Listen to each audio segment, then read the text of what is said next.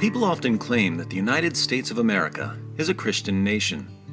This claim may be true or false depending on what they mean. If they mean that the United States is a Christian nation because most of its citizens consider themselves Christians of one sort or another, this would be true.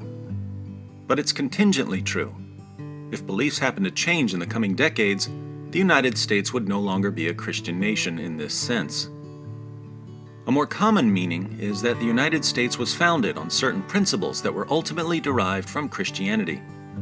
This is also true, and it's not something that can change. If the entire population of the United States became atheists tomorrow, it would still be the case that the United States was founded on certain principles that were ultimately derived from Christianity. But there's a deeper sense in which the United States is a Christian nation, a sense in which the United States can only be the United States if it's sustained by Christian teachings and values. This will seem odd to you if you're not a Christian, and perhaps even if you are a Christian, so let me explain. In the Declaration of Independence, the men who would eventually be called the Founding Fathers laid out their reasons for breaking ties with Great Britain. They declared, "We hold these truths to be self-evident, that all men are created equal, that they are endowed by their Creator with certain unalienable rights, that among these are life, liberty, and the pursuit of happiness, that to secure these rights, governments are instituted among men, deriving their just powers from the consent of the governed, that whenever any form of government becomes destructive of these ends, it is the right of the people to alter or to abolish it, and to institute new government, laying its foundation on such principles and organizing its powers in such form as to them shall seem most likely to affect their safety and happiness." Throughout the rest of the Declaration, they describe the characteristics of a government that tramples on people's God-given rights. A government that undermines liberty or the pursuit of happiness is a tyranny. The primary goal of the framers of the U.S. Constitution was to prevent the new nation from becoming a tyranny. The point of having three branches of government with a system of checks and balances was to keep any particular group from ever having the power to control the government. The division between federal law and state law was meant to keep the federal government from tyrannizing the states. The purpose of the Bill of Rights was to further protect citizens from being tyrannized by the government, and to guarantee their ability to rise up if the government ever did become a tyranny. But the Founding Fathers weren't just concerned about a single person becoming a tyrant. A majority of the population can form a tyranny over a minority of the population. Thus, they regularly warned of the tyranny of the one, the tyranny of the few, and the tyranny of the many. John Adams wrote, "The right of a nation to kill a tyrant, in cases of necessity, can no more be doubted than to hang a robber or kill a flea. But killing one tyrant only makes way for worse, unless the people have sense, spirit, and honesty enough to establish and support a constitution guarded at all points against the tyranny of the one, the few, and the many." James Madison added, "The accumulation of all powers, legislative, executive, and judiciary, in the same hands, whether of one, a few, or many, and whether hereditary, self-appointed, or elective, may justly be pronounced the very definition of tyranny." Since most people today think that democracy is the surest defense against tyranny, we may wonder why there was an emphasis on guarding against the tyranny of the many, or even an elected tyranny. This concern about tyranny arising from democracy goes back thousands of years to the time of Plato.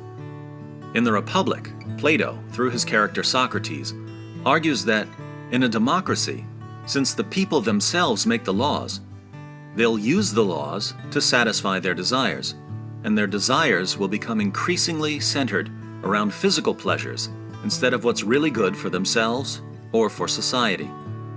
Socrates says, "Isn't democracy's insatiable desire for what it defines as the good also what destroys it?" Adeimantus replies, "What do you think it defines as the good?" Socrates answers, "Freedom. Surely you'd hear a democratic city say that this is the finest thing it has, so that as a result it is the only city worth living in for someone who is by nature free. Yes, Adeimantus agrees. You often hear that. Then, continues Socrates, as I was about to say, doesn't the insatiable desire for freedom and the neglect of other things change this constitution and put it in need of a dictatorship? In what way? Asks Adeimantus. Socrates responds, I suppose that when a democratic city, a thirst for freedom, happens to get bad cupbearers for its leaders, so that it gets drunk by drinking more than it should of the unmixed wine of freedom, then, unless the rulers are very pliable and provide plenty of that freedom, they are punished by the city and accused of being accursed oligarchs. So, leaders who tell people what's really good for them won't be tolerated. The population will only vote for leaders who promise to give them what they want. The problem is that people have competing desires, and, according to Socrates, this leads to a struggle between classes. Different groups select different leaders as their champions to satisfy their group's desires. But people change their minds so quickly about what they want that the leaders soon realize that the only way to remain in power is to crush all opposition. The leaders of a democracy, whether there's one leader or a few leaders or a majority in power, thus transform into tyrants, and those who aren't tyrants become slaves to the will of the tyrants. As other philosophers have pointed out, once the divisions in society destroy stability, people will submit to the tyrant, if only to add some level of stability. As Eric Hoffer said, when freedom destroys order, the yearning for order will destroy freedom. Hoffer echoes Socrates, who proclaimed, extreme freedom can't be expected to lead to anything but a change to extreme slavery. If Socrates, or at least Plato's version of him, is right, we may wonder, why have democracies like the United States lasted for centuries without becoming tyrannies? The Founding Fathers agreed with Socrates that the unchecked pursuit of pleasure would inevitably lead to tyranny. This is one version of what they called the tyranny of the many. But they also understood that if there's something within people that helps regulate and moderate their desires, a democracy can thrive. John Adams wrote, "We have no government armed with power capable of contending with human passions unbridled by morality and religion. Avarice, ambition, revenge, and licentiousness would break the strongest cords of our Constitution as a whale goes through a net. Our Constitution was made only for a moral and religious people. It is wholly inadequate to the government of any other."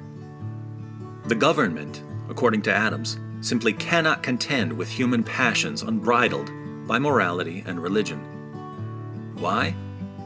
Because our government is a democracy, and people with no self-control will vote for leaders who promise to grant them their heart's desires. And this is the path to tyranny. So, the United States can only remain the United States so long as its citizens remain a moral and religious people. The path to tyranny therefore begins when people start showing contempt for morality and religion and throw off the values that are grounded in the life and work of Jesus Christ. In case all of this seems merely theoretical, or in case you're thinking that it's better for society to break ties with religion, I invite you to look around. Don't you see the divisions becoming wider and wider, and groups becoming progressively more hostile to one another? Aren't the different factions putting forward their champions who promise to give them what they want and to crush the opposition? Aren't tyrannies forming all around us?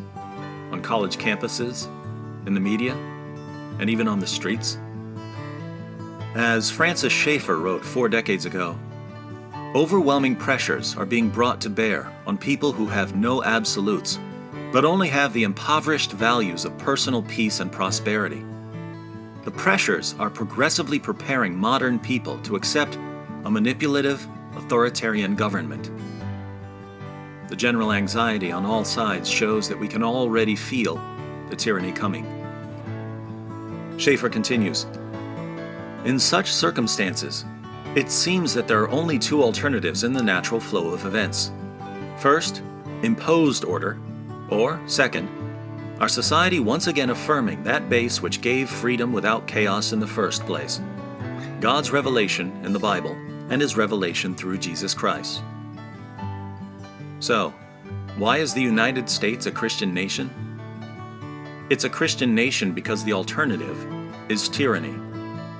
And a tyranny, whether of the one, the few, or the many, just wouldn't be the United States of America.